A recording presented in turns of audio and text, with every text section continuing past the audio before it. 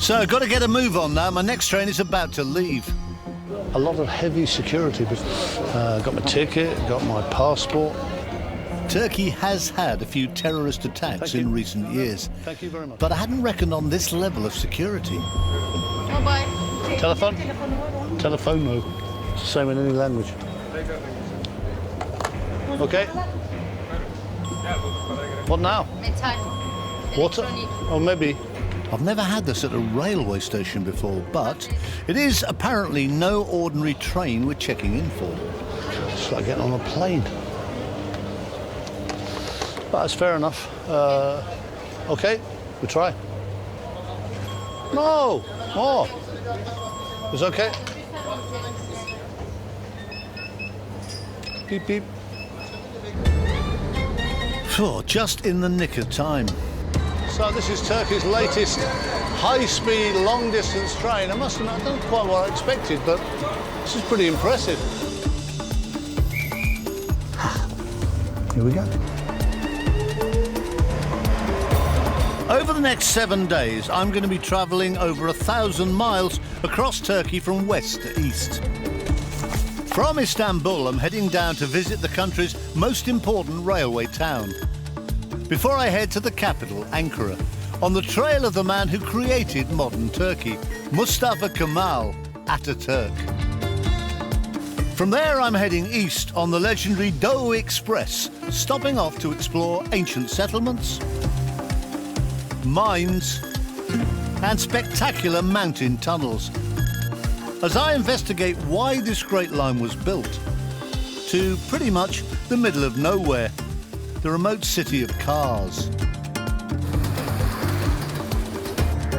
We've been going fairly slowly through built-up areas, but now we're out and about. We really are zipping. 250 kilometres per hour we're doing now. I never really thought of Turkey as a big railway nation.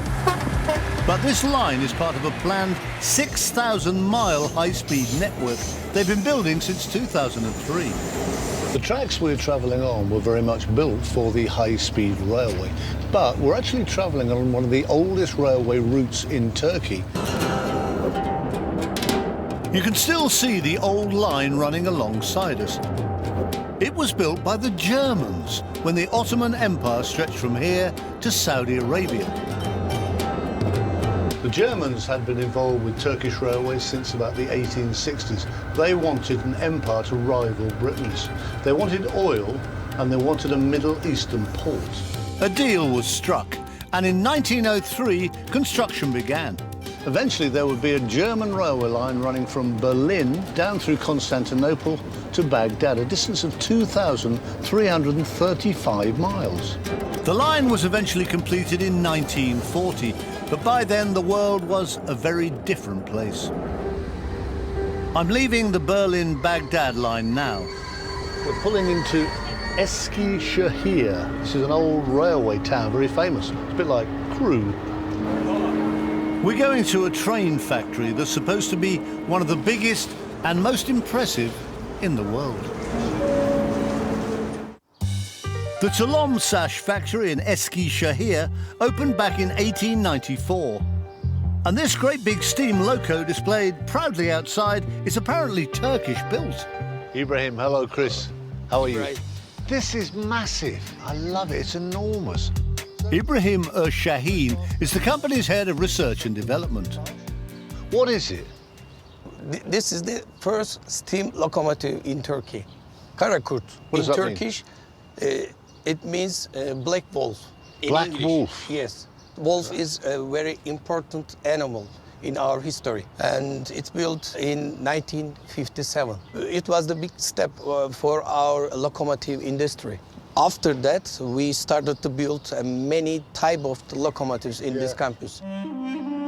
This place was originally a workshop for the German-owned Anatolian Railway Company, where they repaired European-built locomotives and rolling stock.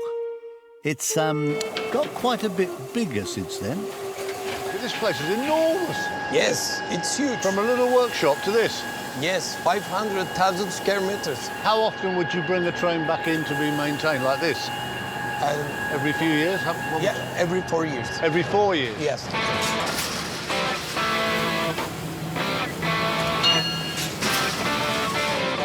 The depot was rebuilt in the 1950s when Turkey started producing her own steam locomotives. Now they're building diesel engines, rolling stock, high-speed electric trains, and even pioneering new technology. This hybrid now is your latest one, your pride and joy.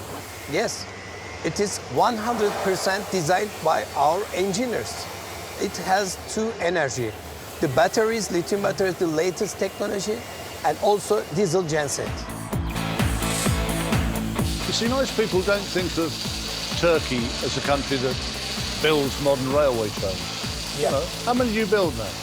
More than 150 diesel engines, about 1,000 freight wagons, and 500 traction motors. That's amazing.